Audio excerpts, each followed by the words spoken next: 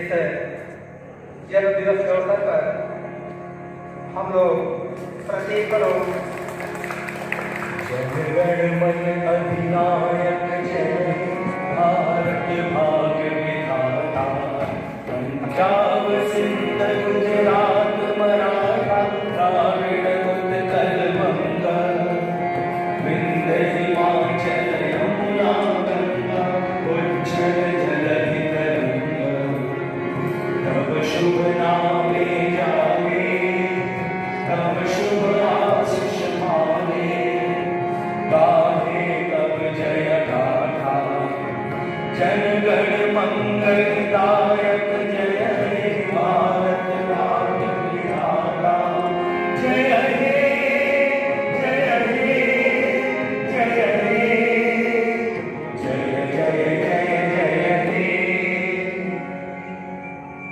भारत माता की जय भारत माता की जय महात्मा गांधी अमर रहे माननीय द्रोणाचार्य एक बार फिर आग्रह निवेदन विड़ापाड़ी माँ पाते के चरणों में दीप प्रज्वलन को पाठ हमारा ज्वाइन कर लेगा माननीय द्रोणाचार्य हमें हमारी छात्र संसद की टीम के उपाध्यक्ष कहाँ है सब आइए कार्यक्रम तो नहीं कहा यहाँ पर उपस्थित छात्र संसद के सारे अभिभावक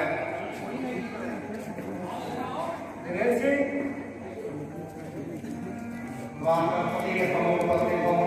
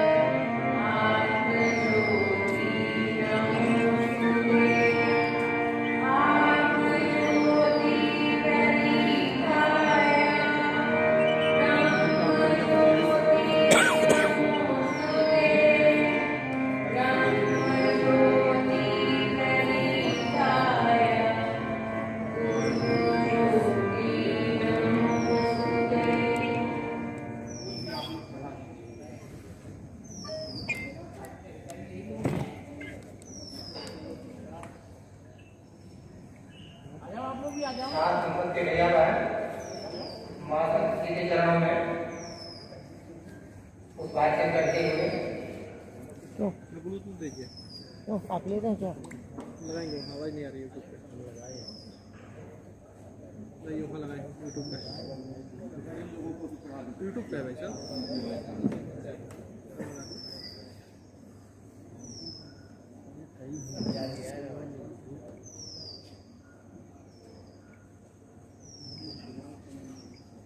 आप कौन मिला रहे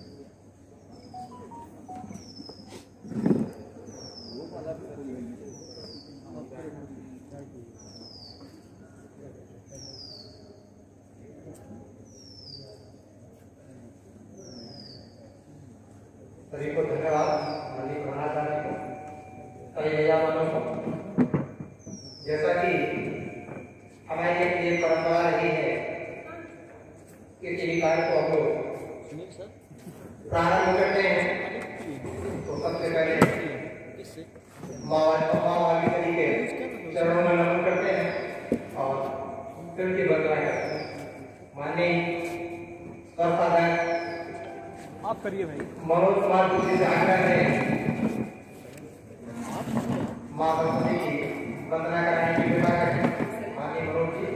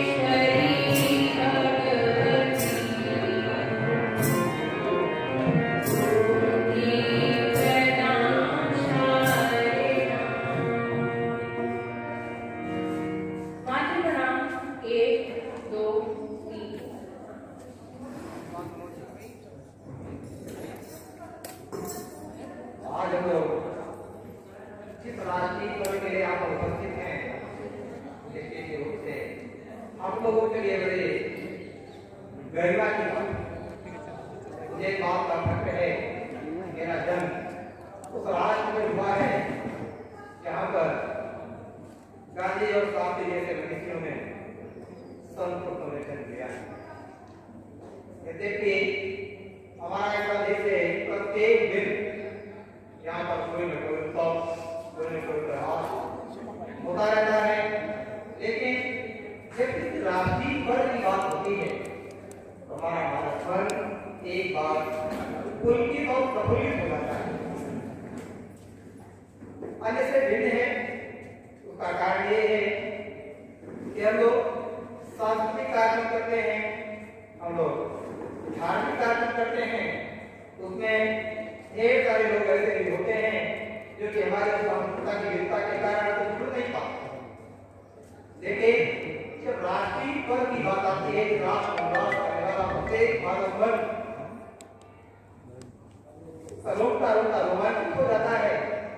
तालाब से संग्राम में हम लोग यहाँ पर उपस्थित हैं। आज से कोरोना संक्रमण के भीषण दौर में थोड़ा सा मन कहीं प्रेरित जाता है कि काश हमारे सारे बच्चे यहाँ पर उपस्थित होते तो कितना ठीक होगा। लेकिन फिर भी जो हमारी टेक्निकल टीम है, इसके क्रियाकलाप के द्वारा जितने भी कुल के दीपक, राष्ट्र के दिवाकर, भारतीय संस्कृति के संवाहक, तमाम हमारे गौरगण जो जुड़े हैं, उनको मैं धन्यवाद देना चाहता हूँ। ठीक है, राष्ट्रीय पर्व का अवसर कभी कभी आता है। आज हम लोग जिन महामनुष्यों का पर्व मनाने जा रहे हैं, उनके बारे में वाणी के माध्यम से कुछ कहना लगता है उचित नहीं होगा, क्योंकि व्यक्तित्व और कृतित्व निश्चित ही वक्तृत्व से परे है। आज हम जिसकी चर्चा करने जा रहे हैं, उनके बारे में परिचय जानना चाहते हैं। तो दुख आते ही रहे जो लौटा आटा और ज्वार, मन विचलित हुए नहीं, देख रहा होता। हवा चले, आंधी चले, चले तेज तूफान, पर्वत पर चल रहे, यही सब पहचान। शायद इन मनुष्यों की पहचान की आवश्यकता हम लोगों को नहीं, जगत विश्वविद्यालय की कृति है। इन्होंने वाणी से नहीं बल्कि जिस कृति से अपने कर्म से उल्लेख लिखे हैं, जो कि समय की हवा, समय की धूप को मिटा नहीं पाएगी। इस सिलसिला में हम सबसे पहले आग्रह करेंगे कि हमारे जो माननीय सत्यप्रकाश जी हैं वाक रखना उद्बोधन का कुछ करेंगे। माननीय सत्यप्रकाश जी विक्की वाला खींचेगा, विक्की खींचेगा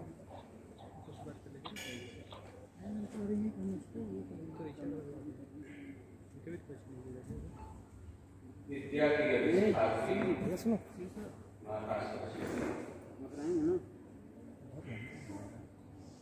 प्रणव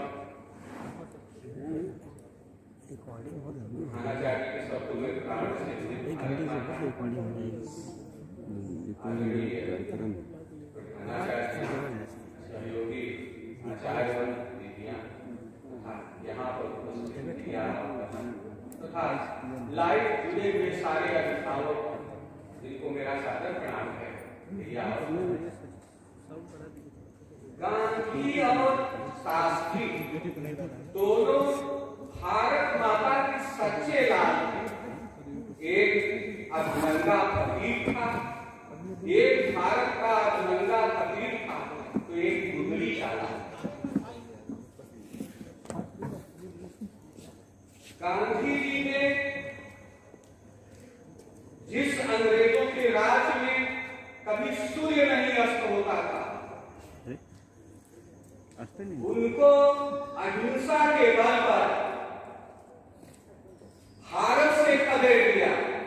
और लाल बहादुर शास्त्री जब 62 में हमने चीन से बात खाई थी, तो पाकिस्तान का भी मन पड़ गया। 65 में भारत पर आक्रमण किया, लेकिन लाल बहादुर चढ़ गए पाकिस्तान के सीने पर, लाहौर तक पहुंच गई भारत की सेना। बाद में विश्व की महाशक्तियां बीच में आई, रूस और अमेरिका। तत्कालीन रूस की राजधानी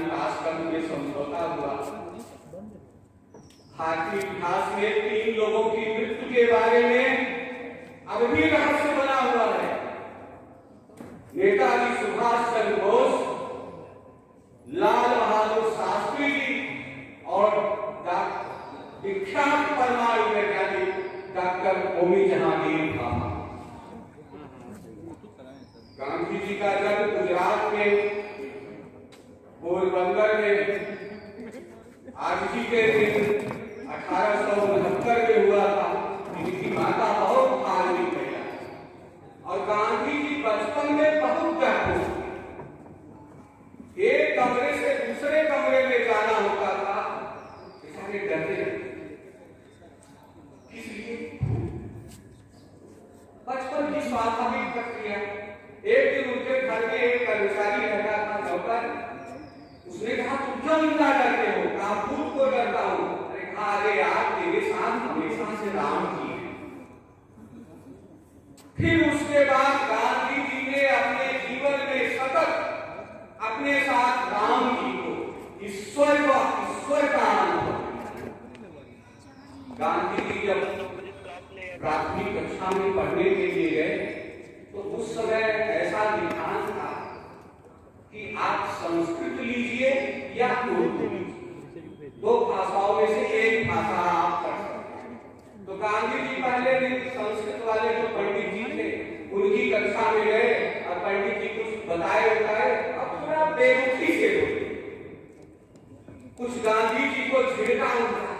तो गांधी जी की संस्कृत से रुचि हट गई। हमारे अध्यापक हैं, प्रेम और स्नेह से बालक हमारी तरफ आकर्षित होता है। उन पंडित जी ने ये भूल की, उसका दुष्प्रभाव गांधी जी के मस्तिष्क पर पड़ा और घर गए। दूसरे दिन फिर वो मौलवी जी की कक्षा में उर्दू पढ़ने के लिए चले गए। और जब मौलवी जी की कक्षा में गए, मौलवी जी ने बड़े प्रेम से उनको बुझाया, खूब मिलाया झुलाया। गांधी जी ने सोचा उर्दू पढ़ना ही अच्छा, उर्दू संस्कृत। अपने सत्य के प्रयोग में गांधी जी लिखते हैं, मेरे जीवन की यही सबसे बड़ी भूल थी जो मैंने संस्कृत नहीं पढ़ी। जिसने संस्कृत नहीं पढ़ा वो भारत की संस्कृति नहीं जान सकता, वो भारत का लाल हो ही नहीं सकता। इसीलिए हमारी नई शिक्षा नीति में संस्कृत पर विशेष जोर दिया गया। यह गांधी जी का ही सपना। गांधी जी ने कहा था, अगर मेरा बस चले तो भारत की हर शालाओं में, हर विश्वविद्यालय में रामायण और गीता की पढ़ाई अनिवार्य है। लेकिन बड़े खेद की बात यह है कि देश के स्वतंत्र होने के बाद उन्हीं गांधी के पुजारियों ने गांधी के सिद्धांत को नहीं माना और हमको और आपको अपनी जड़ों से काट दिया।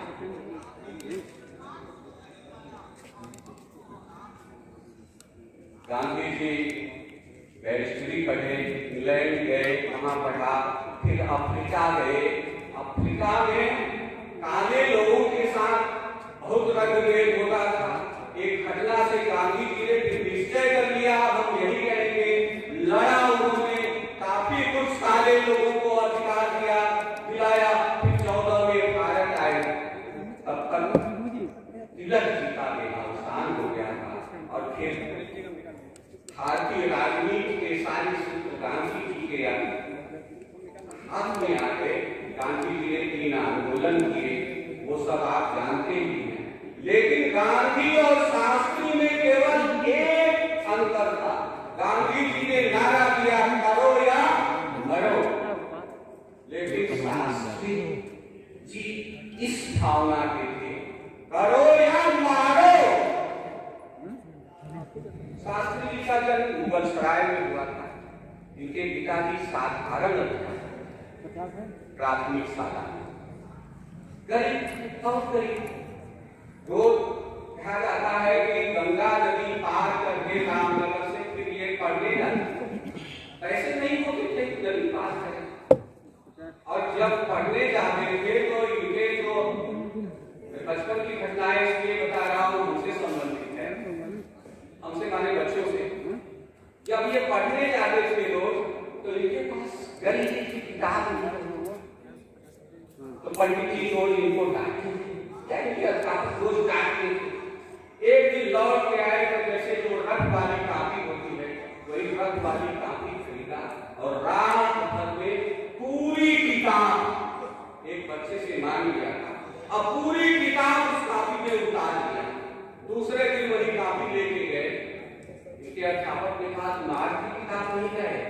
लाया हूँ काफी रख दिया उनके सामने। गुरु जी ने देखा, पूरी काफी गुरु जी की थी। शास्त्री जी ने कहा, गुरु जी क्या करूं, मैं किताब खरीद नहीं सकता, मैं गरीब हूँ। और इतना कहने के बाद शास्त्री जी की आंखों में आंसू आ गए। शास्त्री जी की आंखों में आंसू आए, गुरु जी फूट फूट के रोने लगे। अपनी रुमाल से शास्त्री जी की आंखों के आंसू पोंछा और कहा, बेटा एक दिन निश्चित रूप से तुम भारत के भाग्य विधाता हो। जब पाकिस्तान से 65 का युद्ध हुआ, उस समय पाकिस्तान को अमेरिका हथियार देता। अमेरिका पक्षधर था पाकिस्तान का, और हम उस समय भोजन के बारे में आत्मनिर्भर नहीं। आज तो इतना गल्ला बन रहा है कि गेहूं चावल का दाम बढ़ गया। उस समय हमको अमेरिका से वो ज्वेलरी आती थी, गेहूं आता था, उसी पर हमारा पेट भरता था। अमेरिका ने कहा तुम लोगों का भोजन बंद कर देंगे। शास्त्री जी ने कहा बंद कर दीजिए। और फिर शास्त्री जी के पुत्र अनिल शास्त्री अपनी किताब में लिखते हैं कि हमारे पिताजी ने पहले 7 दिन तक हम सब भाइयों को और हमारी माता जी को बिना कुछ खाए पिए रखा। जब कभी छोटे थे सुनील शास्त्री, ये सब छोटे थे, रोते थे, तो उनके मुंह में एक आध टूट डाल और स्वयं कुछ नहीं खाया साथ। और जब 7 दिन पूरे परिवार का उपवास पूरा हुआ, तब ऑल इंडिया रेडियो पर उन्होंने देशवासियों से आह्वान किया, मेरे प्यारे देशवासियों, आप हफ्ते में एक दिन उपवास।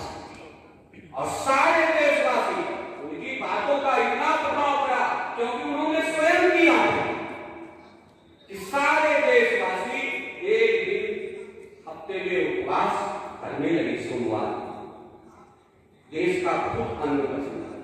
और फिर शास्त्री जी ने कहा देश को आत्मनिर्भर बनाना है, और इसके लिए नारा दिया, जय जवान जय। 5 मिनट की सेना है और इन महापुरुषों के चरित्र अपार।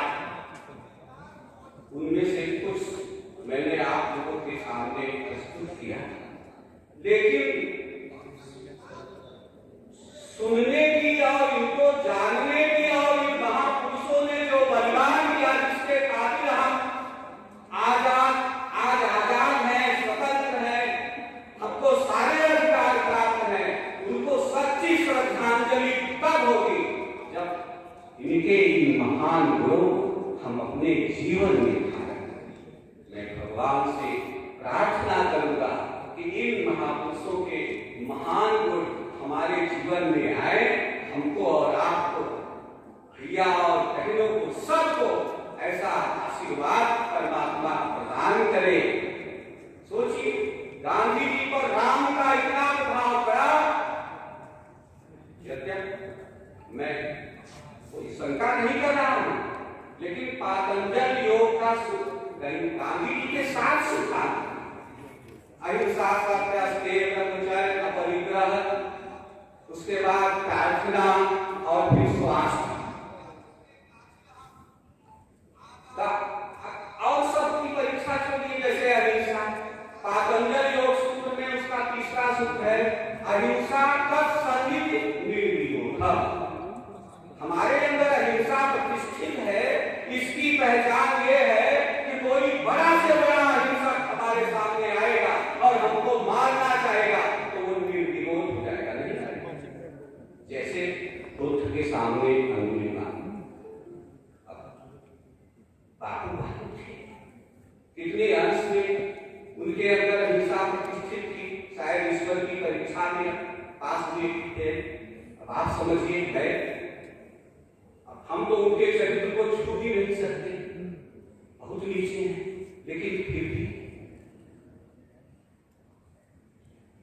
लेकिन गांधी जी ने इस देश को एक दिशा, और जिसके खातिर इस देश की दशा बदली, और हमारे और आपके जीवन की भी दशा और दिशा बदले, तब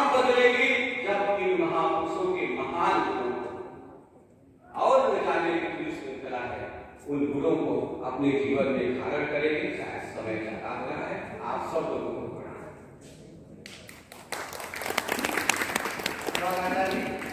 अभी आपने आचार्य जी के द्वारा इन महामनीषियों के संदर्भ में तमाम रहस्यमयी बातें सुनी, लेकिन साथ ही साथ एक अपेक्षा भी हम लोगों से किया है आचार्य जी ने कि हम लोग भी इन्हीं के आदर्शों को अपने जीवन में उतारें। बात करते हैं, बात को करना तो आसान है, लेकिन उस बात को जीवन में अंगीकार करना बहुत कठिन होता है।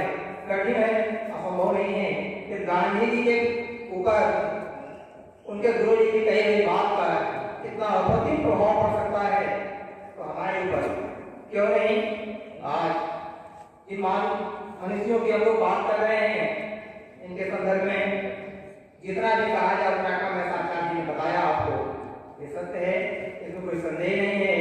ठीक है, इस श्रृंखला में हम उसकी अगली कड़ी में दूसरी पारी को आमंत्रित करते हैं कि आए और आपको अपने विचारों से अवगत कराएं। दूसरी पारी Good morning, everyone, respected principals and my colleagues and my dear students. Today we have gathered here to celebrate the birthday of Mahatma Gandhi and Shastri. This is the 150th birth anniversary of Gandhi. Because of his struggle of independence India, Netaji Subhash Chandra Bose gave him the name of father of the nation. Although sometimes we call him Babu. Gandhi Jayanti is celebrated every year on 2nd October to pay a tribute to him who devoted his life to India's independence by using his strong weapon, non-violence. Only in India, but in the whole world. But this day is also celebrated as International Day of Non-Violence. Gandhi Jayanti is celebrated to remember his principle of peace and non-violence, and to educate the people and inspire the generation. जितनी संख्या है उससे ज़्यादा तो मैं admit कर चुकी हूँ दोनों He has gone through long struggle so that the people of India can live an independent nation. He was a devotee of truth and non-violence. In his honor, the UN General Assembly announced his day as the International Day of Non-Violence on 15 June 2007. On 31st January 1948, Mahatma Gandhi was assassinated by a Hindu nationalist, Nathuram Godse, who was also a member of Hindu Mahasabha.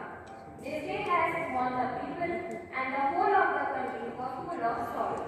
Today on his birthday, let us remember and celebrate this day with joy and prosperity. His life was an inspiration for all of us, and the sacrifices he made are our responsibilities now.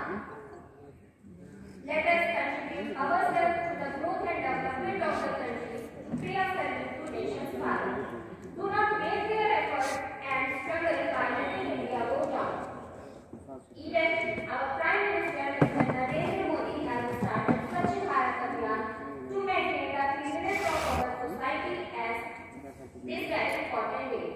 At last, we want to say that our speech is not enough to speak about Mahatma Gandhi's value and views, but we as the future of the country can honor him by living our life with his principle of truth, peace and non-violence, and let our country to an incredible India. Jai Hind, Jai Bharat. Thank you.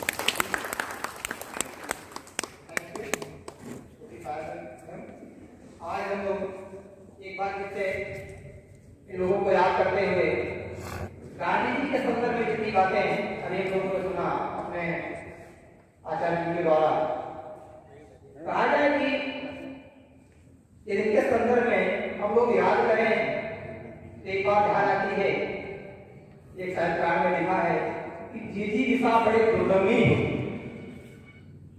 जीजी दिशा बड़ी दुर्गमी हो, कहने का तात्पर्य है जीवन की इच्छा, जीवन में जीने की इच्छा, देखिए उसका दमन नहीं किया जाता, चाहे जितनी भी कठिनाई क्यों न हो, लेकिन इन लोगों ने जो त्यागपूर्ण जीवन किया, उससे लगता है कि कहीं कहीं इन बातों का बिल्कुल घटता दिखाई पड़ता है। उसके संदर्भ में गांधी जी के संदर्भ में लिखा लोगों ने कि सुख भोग बोलते आते सब आए तुम समय सत्य भोज जबकि मिट्टी के पुत्र जन तुम आत्मा के मन के हो जड़ता हिंसा स्पर्धा में हर चेतना अहिंसा नमरोज पत्ता का पत्ता जला दिया तुमने मानवता का सरोज निश्चित रूप से जिस समय अंग्रेज हम लोगों के ऊपर जुल्मी अत्याचार कर रहे थे जिनका कि सामना करना कठिन सा लग रहा था गांधी जी ने अहिंसा को अस्त्र बनाकर उसका सामना किया और ठीक उसी प्रकार से उन समस्त अंग्रेजों को अपने चरणों में नत कर दिया जैसे आपको याद होगा भगवान श्री कृष्ण के चरणों का स्पर्श पाते ही उतार करके रखते यमुना किनारे कम पड़ गई और भगवान कृष्ण को सुरक्षित स्थान पर पहुंचा दिया गया ठीक इसी प्रकार भारत की नैया जब भगवान कृष्ण के समान ही गांधी जी पार लगा रहे थे अंग्रेजों का विरोध कर रहे थे ऐसे परिस्थितियों में गांधी जी को अहिंसा प्राप्ति के समस्त अंग्रेज उसी तरह से सही बात आपके लिए की कीर्तियस्त सा जीवन संस्कृत में सोचती है कि जिसकी कीर्ति जीवित है वही जीवित संसार का शरीर तो नाशवान है इसमें कोई संदेह की बात नहीं है जगत विश्वपाल संसार का प्रत्येक व्यक्ति बात को जानता है लेकिन ये लोग तक काल के गाल में समा गए कि हम नहीं जान पाए जैसा एक आचार्य ने बताया उस तिथि को हम लोग नहीं समझ पाए कहाँ पर इसका कालकलन हुआ इस बात को हम लोग आज तक नहीं जान पाए किस प्रकार से लेकिन इनका जो यश हम लोगों के बीच आज है जो कि हम लोगों का दर्शन करा रहा है कि हम लोग किस प्रकार से इस राष्ट्र के लिए जीवन को जिए इस बात को सचेत कर रहा है ठीक है गांधी जी के संदर्भ में दो पंक्तियां करना चाहेंगे आए तुम मुक्त करें आए तुम मुक्त करें मिथ्या जब हम सब कराओ साथ उन्होंने बताया संसार के सारे रिश्ते नाते मिथ्या है झूठे हैं जड़ है यदि वास्तव में कोई रिश्ता किसी से है तो किससे है परमात्मा राम से है क्योंकि वही हर परिस्थिति में हमारी भावना को पार लगाता है वो प्रत्या करे जिस प्रकार की सत्यम है जय ज्ञान जो तुमको प्रणाम जय ज्ञान जो तुमको प्रणाम गांधी के शास्त्री मैं आपके चरणों में इस प्रकार से मानव पुष्प अर्पित करता हूँ आगे की प्रक्रिया को आगे बढ़ाने के लिए माननीय विभूति को मैं मंच देता हूँ आगे का हाल आपको बताएंगे माननीय विभूति आइए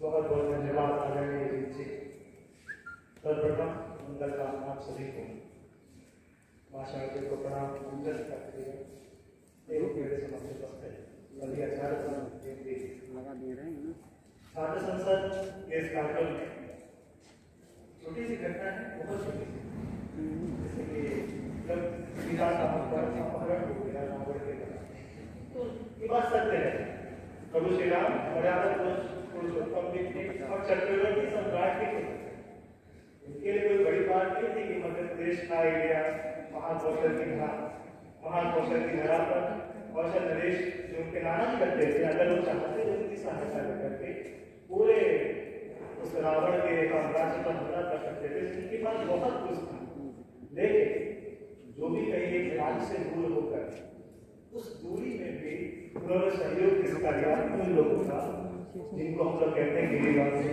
कंकरावासी बानर पशु और ये नेतृत्व की कुशलता देखिए रावण वह सत्ता जिसके पास बहुत कुछ अनेक विमान अस्त्र और राम के पास केवल भील कंकरावासी आदिवासी लेकिन नेतृत्व ही की वह प्रबलता है वह कुशलता है उस भील कंकरावासियों के द्वारा भी राम ने उसको हराया जो सर्व विजयी था जो इंद्र विजयी था जो स्वर्ग की सीढ़ी निर्माण करना चाहता था कहीं ना कहीं नेतृत्व में वह ताकत है नेतृत्व वह विचार है विचार वह सकता है जो व्यक्ति की परिणति को बदल देती है छात्र संसद वास्तव में इसी पूरे परिचालित का उद्देश्य है हमारे छात्र संसद का दायित्व मात्र इतना है कि हम छात्रों में नेतृत्व कुशलता व्यवहार कुशलता लोकाचार समाज के प्रति जागरूकता राष्ट्र की भावना इनको जानकारी कर सकें इसी कार्यक्रम के लिए विद्या भारती की संकल्पना की गई।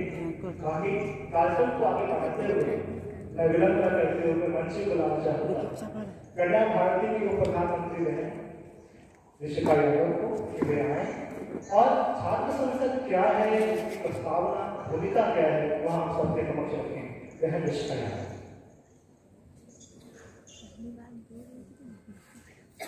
बढ़िया बोली, बहुत बढ़िया बोली। ज्ञानदायिनी माँ शारदे, प्रणव ओंकार एवं भारत माता। नमस्कार आदरणीय प्रधानाचार्य जी एवं सम्मानित आचार्य श्री एवं छात्र सांसद कन्या भारती एवं शिशु भारती के आचार्य एवं दीदियाँ, यहाँ उपस्थित सभी प्रधानमंत्री पद को शोभित करने वाले भैया एवं अन्य पदाधिकारी गण, मैं ऋषिका यादव आप सभी का हार्दिक अभिनंदन एवं स्वागत करती हूँ। छात्र सांसद के मुख्यतः 3 अंग होते हैं: बाल भारती, कन्या भारती एवं शिशु भारती। ये तीनों अंग विद्यालय के संचालन व्यवस्था में विद्यालय के संयोजन आदरणीय सभी आचार्यों का सहज सहयोग विद्या भारती परियोजना में विद्यार्थियों का विकास केवल ज्ञान स्तर पर नहीं अपितु सर्वांगीण स्तर पर हो। उसके अंदर कर्तव्यबोध भावना हो, जिम्मेदारियों को ग्रहण करने का गुण एवं एक पद पर रहकर अपने कार्य अपने शिक्षा दीक्षा को उत्तम तरीके से पूर्ण करने की प्रबल इच्छा शक्ति जागृत करना। छात्र को सांसद बनाकर या किसी पद पर सुशोभित करके उसके अंदर समस्त कार्यक्रम के लिए विद्या भारती की परियोजना में छात्र सांसद की परिकल्पना की गई है। भारत एक लोकतांत्रिक एवं संवादित देश है। छात्र सांसद का प्रमुख प्रधानमंत्री होता है। वह प्रधानमंत्री का चयन लोकतांत्रिक तरीके से मतों के आधार पर एवं दक्षता भाषण के आधार पर किया जाता है। उस मंत्रिमंडल में प्रधानमंत्री के द्वारा बनाए गए अलग अलग समूह होते हैं। उन सभी का ध्यान रखते हुए भावों का बंटवारा किया जाता है। विद्यार्थियों में एक नई चेतना का जागरण किया जाता है। धन्यवाद।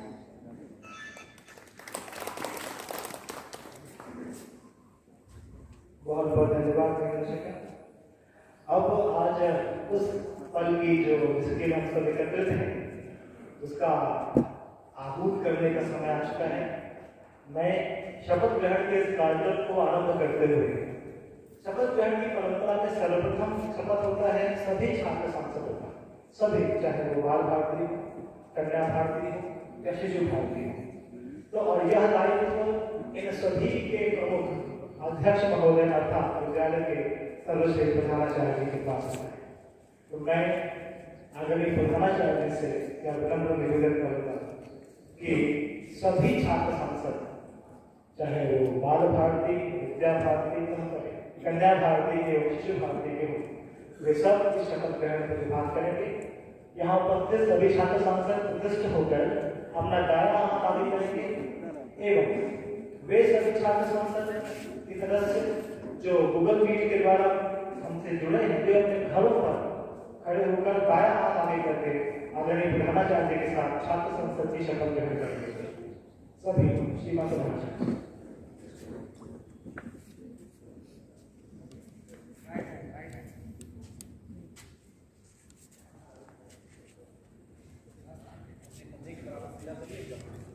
सभी छात्र सांसद जो हैं, चाहे वो यहाँ पर हैं चाहे अपने घरों पर होंगे, लाइफ से जुड़े होंगे, सबसे आग्रह है कि अगर वो घर पर हैं तो अपने घर पर ही खड़े हो जाएंगे और घर पर परमेश्वर को साक्षी मानकर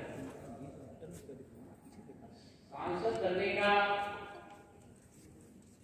जो शपथ कार्यक्रम होता है उसका अनुपालन करेंगे। जब मैं यहाँ से बोलूंगा मैं बोलूंगा हम तो सब लोग अपना नाम ले लेंगे,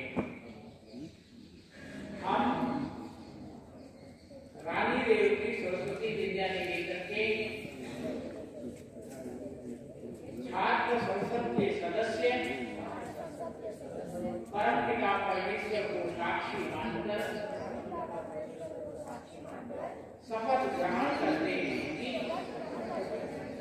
हम संसद सदस्य के रूप में विद्या भारती योजना के अंतर्गत चल रहे अपने विद्यालय के वातावरण को संस्कार में एवं छात्र भैया बहनों के विकास में सक्षम बनाने के लिए प्रामाणिकता एवं सक्रियता पूर्वक योगदान करेंगे। राष्ट्र भक्ति एवं समाज सेवा ही हमारे जीवन में एवं विद्यालय के क्रियाकलापों का आधार होगा। भारत माता की जय। ऐसे चलता है।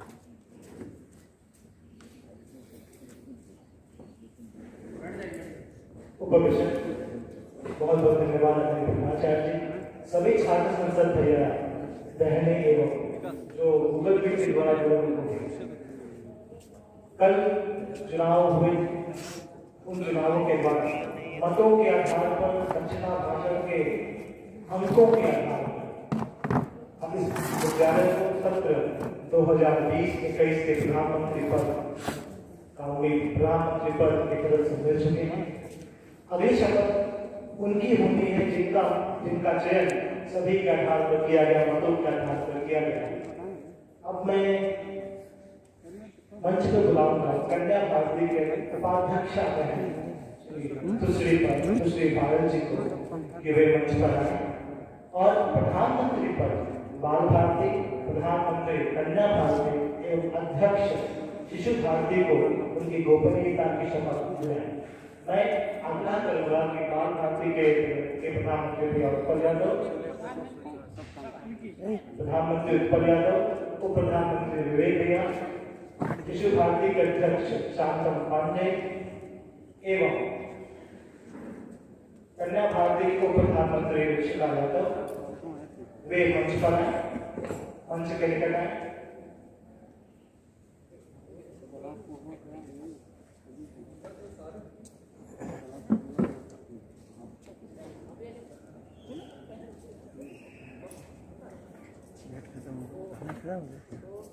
कल तो नहीं हुआ थे, ये तो आधे घंटे चले हुए। वाईफाई भी हुआ है हमारा। वाईफाई कौन सा वाईफाई स्कूल का वाईफाई तो बड़े नहीं, कोई वाईफाई है तो काफ़ी अच्छा नेट चल रहा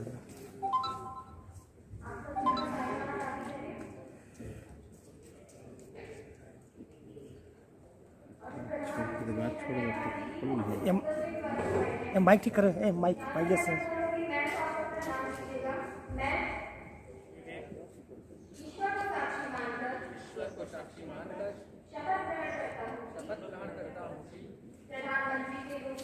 प्रधानमंत्री के रूप में मैं छात्र मंत्रिमंडल को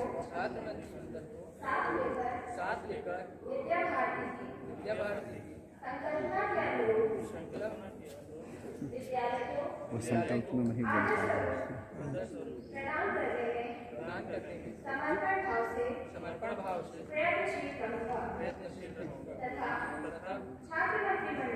छात्र मंत्रिमंडल की आंतरिक चर्चा की गोपनीयता को प्रामाणिकता से बनाए रखूंगा। भारत माता की जय। धन्यवाद। आप सभी का स्थान ग्रहण करें। शपथ ग्रहण करते अगले क्रम में जो शपथ होता है वो होता है मंत्रिपरिषद। मंत्रिपरिषद अर्थात सेनापति इन सभी। तो आज विद्यालय में उपस्थित हैं तीनों बाल भारती, कन्या भारती एवं शिशु भारती के प्रधानमंत्री भैया, सेनापति भैया वे मंच पर आएंगे और इनका शपथ ग्रहण होगा श्री दीपक दयाल जी के द्वारा जो बाल भारती के उपाध्यक्ष हैं। मैं आग्रह करूंगा गूगल मीट के द्वारा जुड़े वे सभी मंत्रिपरिषद के भैयाओं का कि वे शपथ ग्रहण में अपने स्थान पर खड़े होकर दाहिना हाथ आगे करके श्री दीपक दयाल जी के द्वारा शपथ ग्रहण करेंगे। श्री दीपक दयाल जी।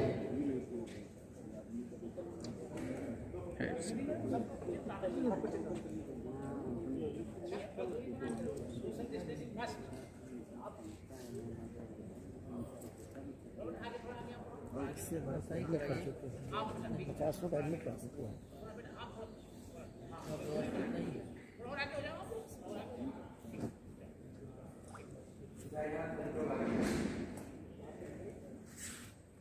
मैं अपना नाम बोले, मैं छात्र मंत्रिमंडल के मंत्री के रूप में श्री परमेश्वर को साक्षी मानकर शपथ ग्रहण करता हूँ कि मैं अपने प्रधानमंत्री के नेतृत्व में पूर्ण विश्वास रखते हुए अपने विद्या मंदिर की उन्नति के लिए पूर्ण समर्पित रहूंगा एवं जो भी दायित्व मुझे दिया जाएगा उसे प्रामाणिकता के साथ पूर्ण करूंगा।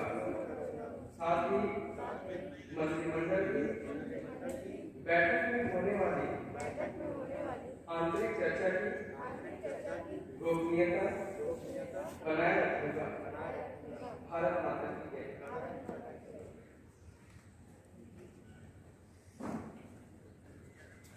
धन्यवाद दीपक जी, आप सब सम्मान ग्रहण करें। इसी कड़ी में अंतिम जो शपथ होती है वो विभागीय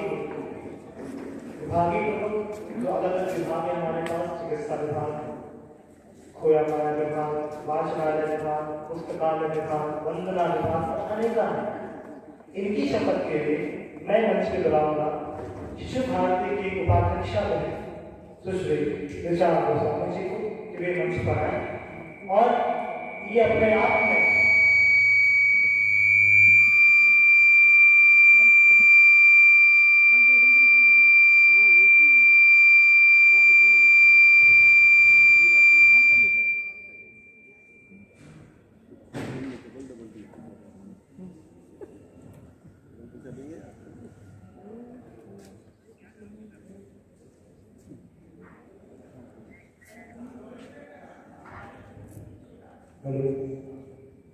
और ये वास्तव में एक अनूठी बात होगी कि सभी विभागीय जो अपने अपने घरों उनको उनके विभाग का दायित्व मालूम है। आदरणीय ऋचा जी के द्वारा जब शपथ ग्रहण होगा वे सब अपने घरों पर उपस्थित होकर छाया हाथ आगे करके शपथ ग्रहण करेंगे।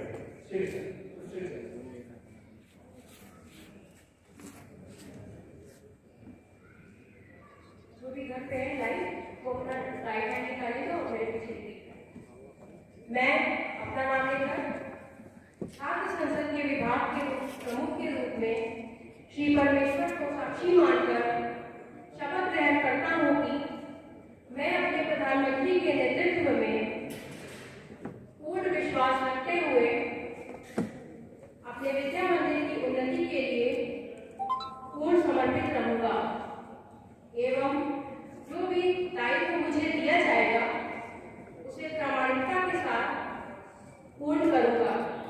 साथ ही मंत्रिमंडल की बैठक में होने वाली आंतरिक चर्चा की गोपनीयता बनाए रखूंगा। भारत माता की जय।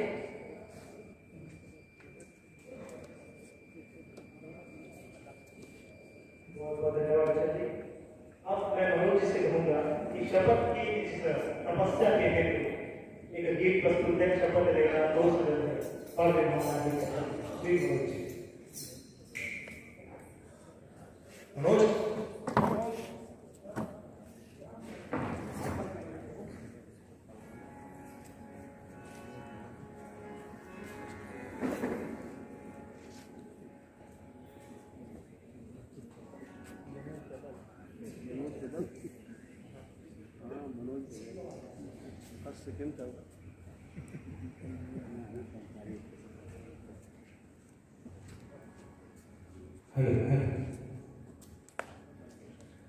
शपथ लेना तो सरल है पर निभाना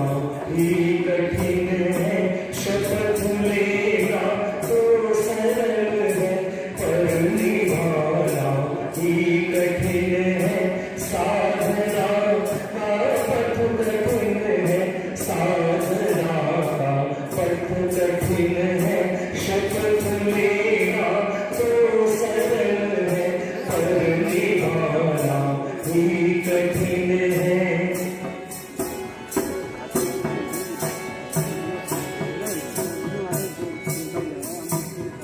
शरभ बंधना सरल है, प्रेम की जलती शिखा पर। शरभ बंधना सरल है, प्रेम की जलती शिखा पर। स्वयं को तिल तिल जलाकर, स्वयं को तिल तिल जलाकर दीप जलना ही कठिन है।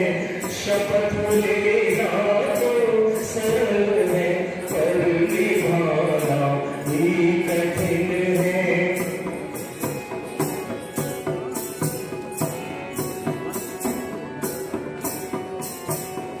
है अचेतन जो युगों से लहर के अनुकूल बहते। है अचेतन जो युगों से लहर के अनुकूल बहते। साथ बहना है सरल, साथ बहना है सरल, प्रतिकूल बहना ही कठिन है। शपथ लेना तो सरल है, पर निभाना ही कठिन है।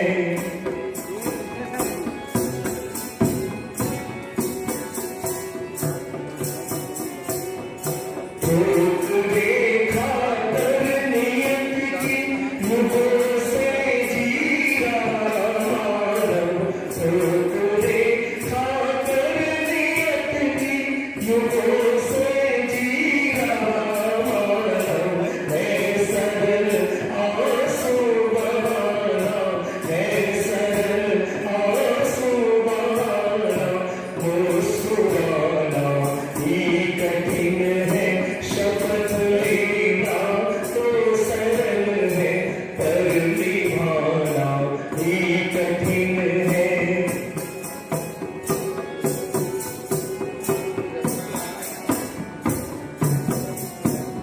बहुत सुंदर पंक्तियां लिखिएगा। तप तपस्या के सहारे इंद्र बनना तो सरल है।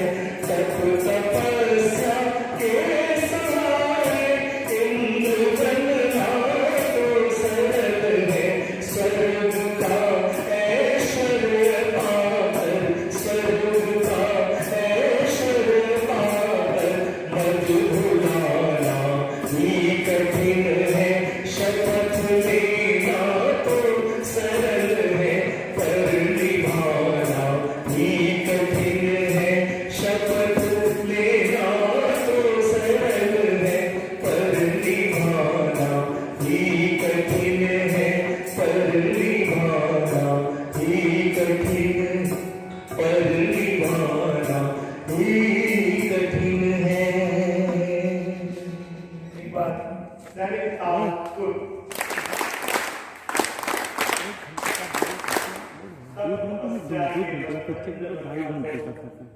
और मैं साथ ही साथ बहुत बहुत आभार चाहूंगा श्री मनोज जी का जो ढोलक उनकी जोरदार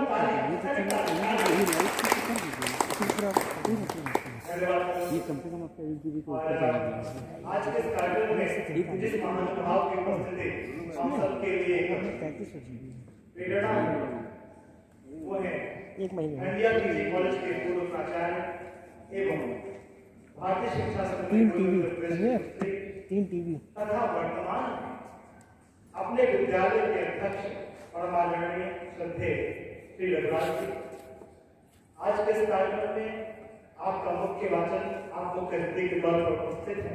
विद्यालय परिवार आपका हार्दिक अभिनंदन एवं स्वागत करता है और आप गूगल मीट के द्वारा हमसे ऑनलाइन जुड़े हैं। सर का अति व्यस्त समय है, उसमें से भी सर ने हम सब के लिए एक छोटे से आग्रह का समय निकाला।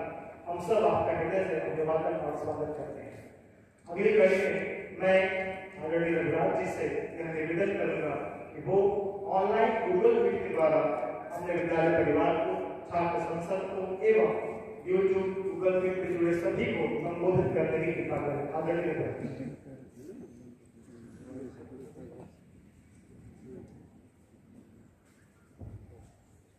माइक लगाओ।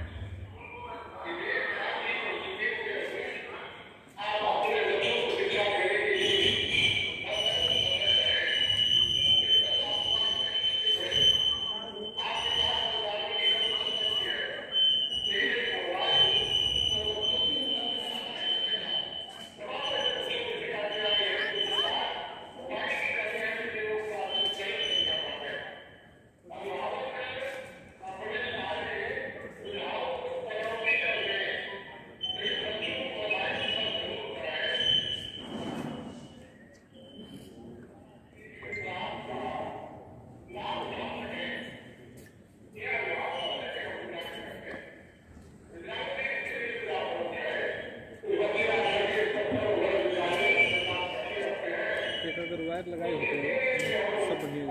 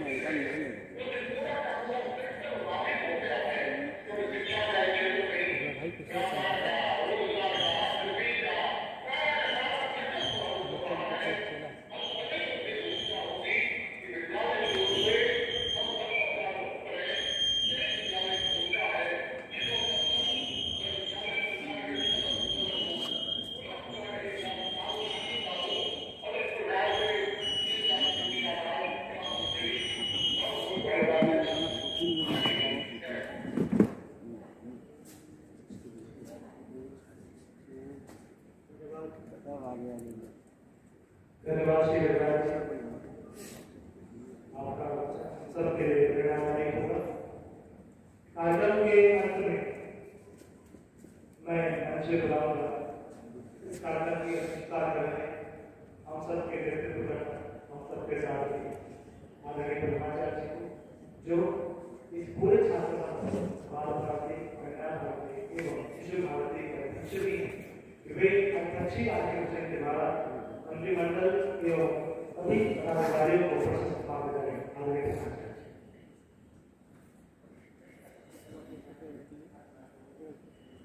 ज्ञानदेवी माँ शारदे और प्रमुखों प्राणों से प्रिय भारत माता इस कार्यक्रम के मुख्य अतिथि के नाते जिनका मार्गदर्शन अभी हम सभी जो यहाँ उपस्थित हैं और जो हमारे सांसद लाइव से जुड़े हैं सबको प्राप्त हुआ है। इस कार्यक्रम में उपस्थित हमारे देश के श्रेष्ठ आचार्य बंधु यहाँ हमारे सामने बैठे एकादश रुद्र अर्थात हमारी छात्र संसद है उस छात्र संसद की रीढ़ के नाते जिन्होंने प्रधानमंत्री के नाते आज अपने दायित्व के लिए शपथ लिया है प्रधानमंत्री के नाते शपथ लिया होगा अनुशासन के नाते शपथ लिया होगा मंत्री परिषद के मंत्री के नाते शपथ ग्रहण किया होगा या विभाग के प्रमुख के नाते आपने शपथ ग्रहण किया होगा। यहाँ हमारे कार्यक्रम में सभी बंधु उपस्थित हैं। मैं कोरोना काल में कठिन दौर में जो हमारे भैया बंधुए हैं सबके स्नेहाशीष तथा सभी परंपरा आज दो प्रयोजन एक प्रयोजन है आज जो वह है राष्ट्रीय पर्व है और उसी के साथ एक और प्रयोजन जुड़ा है वो है छात्र संसद का शपथ ग्रहण समारोह। ऐसा लग रहा था कि कैसे शपथ हो पाएगा कैसे छात्र गठन होगा लेकिन यहाँ टेक्निकल चीज है लोगों ने तय किया कि नहीं हम कार्यक्रम करेंगे अच्छा उसका स्वरूप भी ठीक है। वास्तव में जो छात्र संसद है वो छात्रों के लिए छात्रों के द्वारा एक विशिष्ट संगठन है। विद्यालय में चलने वाली समस्त गतिविधियों के मूल में विद्यालय के छात्र संसद है वो रहती है। विद्यालय में क्या क्या होने के लिए और जो हमारे आचार्य भी करती है योजना बनाती है उस योजना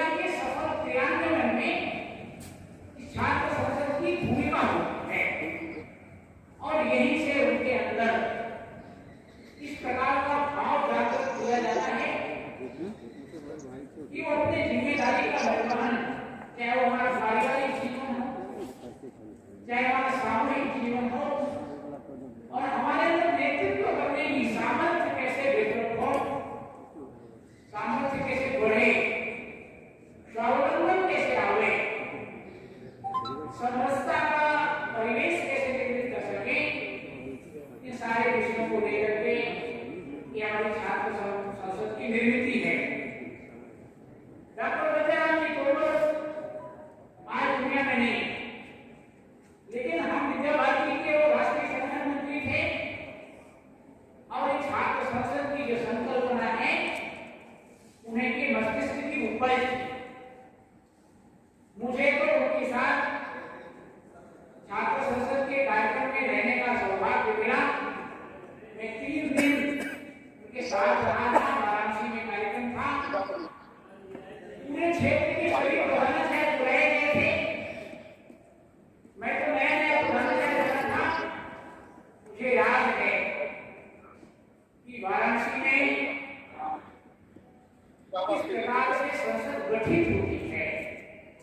सांसद बनने से लेकर प्रधानमंत्री के चयन तक और हमारी संसद कैसे काम करती है, इसका पूरा हिसाब किताब 3 दिन में प्रत्यक्ष माननीय बलराम जी तोमर ने हम लोगों को बताया था, सिखाया था, आप लोगों ने किया था। क्योंकि मैं एकदम नया था उस समय, मैं प्रधानमंत्री का चुनाव हुआ और सहयोग से मैं प्रधानमंत्री बन गया। पूरी संसद मैंने 3 दिन चलाई, और उसमें क्या हो सकता है, क्या किया जा सकता है, विद्यालय के क्या आवश्यक है, ये सारे विषयों का दिशाबोध वहां प्राप्त हुआ। हमारी छात्र संसद इसका गठन हुआ और शपथ हुआ है। विद्यालय कैसे श्रेष्ठता के सोपानों पर आगे बढ़े, इसमें हमारी भूमिका क्या हो सकती है। हम सभी अपनी भूमिका पर खड़े उतरने के लिए हमने शपथ लिया है। श्रीमान मनोज जी ने जो गीत बोला है, शपथ लेना तो सरल है, पर निभाना ही कठिन।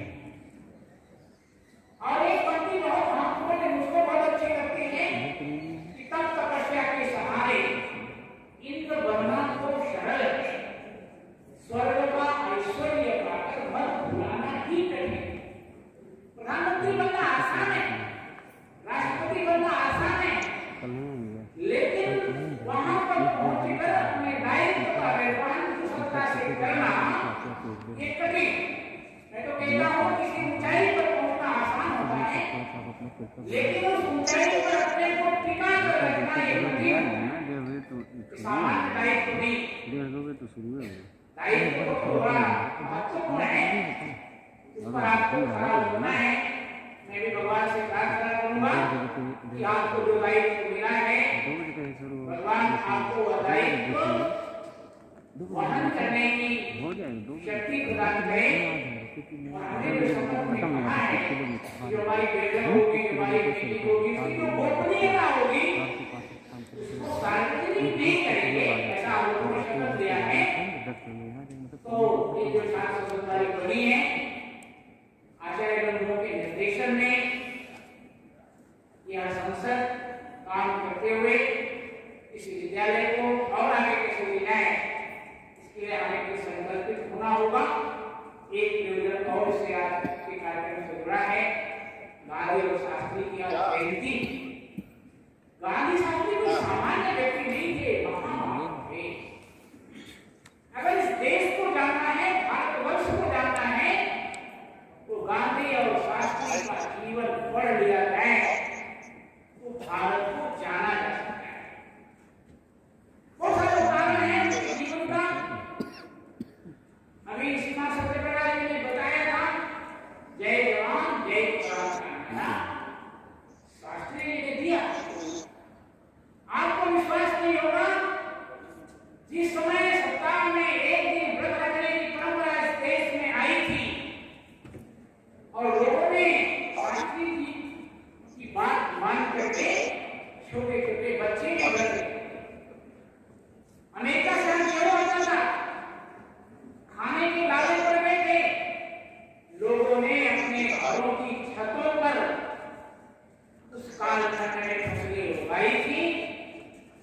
धीरे धीरे ऐसी स्थिति बनी, ऐसी परिस्थिति बनी कि भारत आत्मनिर्भर हो गया। नहीं तो भावना नहीं है। और गांधी जी भी सामान्य परिवार में पैदा हुए थे, लेकिन उनकी सोच भी असामान्य थी।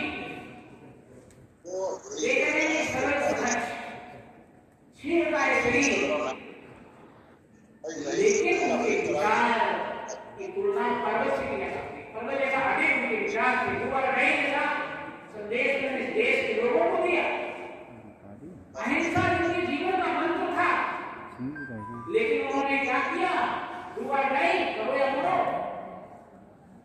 ऐसा नहीं था कि अहिंसा तो जीवन का हिस्सा सबके होना चाहिए, लेकिन अगर इस देश के लिए हमारी कोई आवश्यकता पड़ती है और कुछ विशेष भी करना है तो हम उसके लिए करेंगे। गांधी जी का विश्वास था, चाहे वो विषय लेते थे हम, चाहे वो कुटीर उद्योगों के लिए था, उनका था कि हमारे सभी घरों में काम होना चाहिए। हर हाथ को काम, हर काम को हाथ। कोई काम छोटा नहीं होता। अगर उनके विचारों को आत्मसात किया गया होता तो आज कोई बिहार पहले के जमाने में सबके पास काम था, बड़े बड़े का काम करता था, ऊंची का काम करता था, किसान खेती करता था, तमाम प्रकार के उद्योग होते थे। नहीं था तो लोग चरखा काटते थे, सूत बनाते थे और अपने हाथ से बनाए हुए सूत से कपड़े बनते थे। इसलिए आज का जो दिन है वो भारत के इतिहास का महत्वपूर्ण दिन है, जिस दिन दो मनीषी जन्म लिए। कभी कभी किसी देश की पहचान किसी व्यक्ति के कारण होती है और कभी कभी व्यक्ति की पहचान देश के कारण। मैं तो कहता हूं कि गांधी और शास्त्री के कारण भारत की पहचान विदेशों में है। गांधी शास्त्री जयंती जितना, गांधी जी की जयंती जितना भारतवर्ष में नहीं मनाई जाती, उससे ज्यादा विदेश में मनाई जाती। तो जो उनके जीवन आदर्श थे, जीवन आदर्शों पर अगर इस देश के लोग चले, लाल बहादुर शास्त्री ने सामान्य परिवार में पैदा होकर के जो जीवन आदर्श प्रस्तुत किया था, काश इस देश के लोग उनके बताए गए रास्ते पर चलते। अगर इन दोनों महामानवों के जीवन आदर्श पर यह देश फिर से चल सकता है, चलता है, चलेगा, तो इस देश में कहीं कोई अभाव नहीं रहने वाला है। आज मैं पूरे विद्यालय परिवार की ओर से इन दोनों महामानवों को श्रद्धांजलि देता हूँ और स्वयं भी और आप सबसे भी अपेक्षा करता हूँ कि इनके कुछ विचारों को आत्मसात किया जाए, तो जीवन में उतारा जाए। कितना सुखद पल है आज इन दोनों महामानवों की जयंती पर हमारे छात्र संस्कृति पदाधिकारी शपथ है कि ऐसे जीवन में ही इन दोनों महामानवों के आदर्श आ सकते हैं, आना चाहिए। कोई जन्म से सीख करके नहीं आता, इसलिए इनका इतिहास पढ़ना चाहिए, इनकी जीवनी पढ़नी चाहिए और जीवनी पढ़ करके उसके कुछ विषय हमको अपने जीवन में उतारने।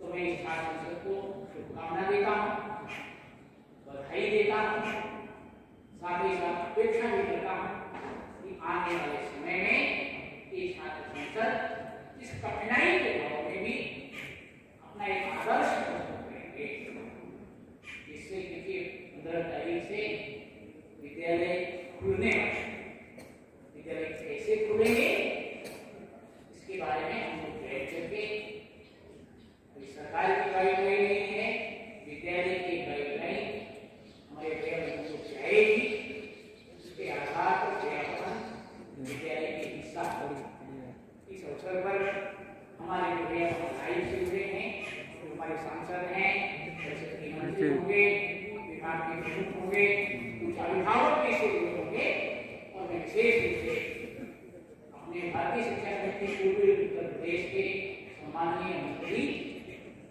और अपने इस विद्यालय के सभी अध्यक्ष जिनकी व्यस्तता पर्याप्त है, मैंने कल निवेदन किया इस लाइव से जुड़े आपके विचारों को हम लोग आत्मसात करेंगे, उसको जीवन में उतारेंगे और आपसे अपेक्षा भी करेंगे कि आने वाले समय में आपका मार्गदर्शन हम लोगों को प्रत्यक्ष मिलेगा।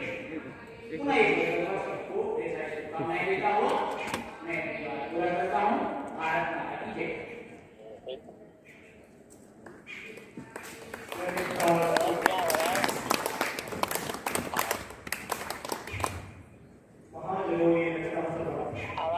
एक ऐसी भावना एक छोटी सी बात मैं और बोलूंगा कि अगर पूरे सनातन परंपरा भारतवर्ष को देखें, आप शुरू से लेकर अंत तक देखें, कभी ऐसा नहीं हुआ होगा कि किसी धनाढ्य व्यक्ति की पूजा करें, बहुत पैसा हो, बहुत धन हो और लोग इसकी पूजा कर रहे हैं और इस्लाम का उसकी बदनाम कर रहे हैं। भारतीय संस्कृति सदैव सर्वदा त्याग की पूजा करती है, जो त्यागी है उससे वही पूजा की जाती है।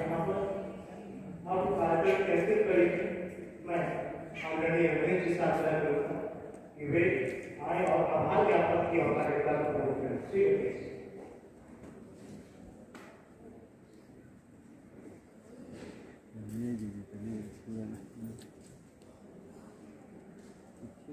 कितने जन स्पेस देंगे आप?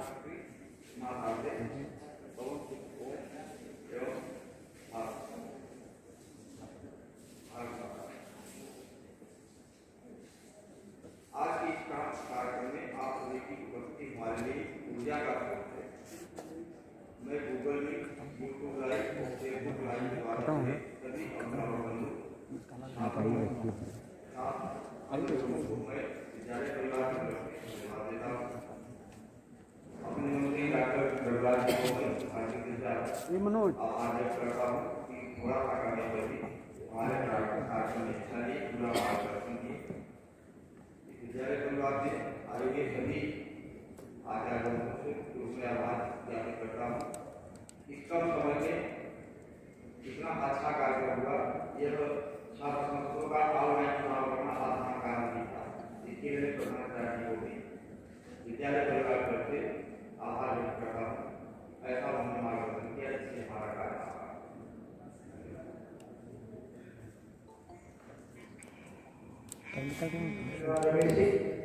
कार्यक्रम समापन के लिए मैं ऑलरेडी इसलिए कहूँगा कि कल्याण मंच सेवा कार्यक्रम की भावना सर्वे भवन्तु सुखिनः, सर्वे भवन्तु सुखिनः, सर्वे सन्तु निरामयाः, सर्वे भद्राणि पश्यन्तु मा कश्चित् दुःखभाग् भवेत्। ओम शांति शांति शांति। धन्यवाद जी, सभी को बहुत बहुत धन्यवाद कार्यक्रम में उपस्थिति के लिए। मैं पूरे परिवार की तरफ से आप सभी का हार्दिक धन्यवाद देता हूँ।